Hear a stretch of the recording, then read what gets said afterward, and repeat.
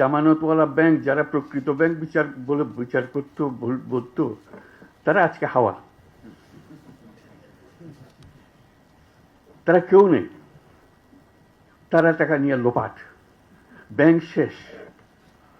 আর micro credit পরিসংখ্যান আপনারা দেখতেছেন, পয়সা কেউ মারে নাই, কেউ পালিয়ে যায় নাই, সেগুলো প্রতিটি পয়সা আছে, তাদের জমা টাকা আছে, তাদের নিজেদের কাজ চলছে এবং নিজেদের টাকায় নিজেরা চলছে। ব্যাংক কাকে বলবেন এখন? আপনারা বিচার করুন ব্যাংক কোনটা। কাজে যেটা প্রকৃত ব্যাংক সেদিক দিকে আমরা নজর দিই না,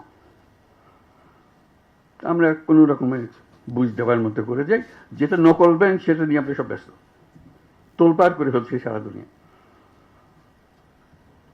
এই হলো পরিহাস, যেটার প্রতি আমি বারে বারে দৃষ্টি আকর্ষণ করছিলাম। এটা ব্যাংকিং না, ব্যাংকিংটাও এইটা। প্রকৃত ব্যাংকে আসতে হবে তোমাদেরকে। এটাই হলো মানুষের ব্যাংক। মানুষ যেখানে আসতে পারে, তার নিজের পরিচয়, তার টাকার পরিচয় না।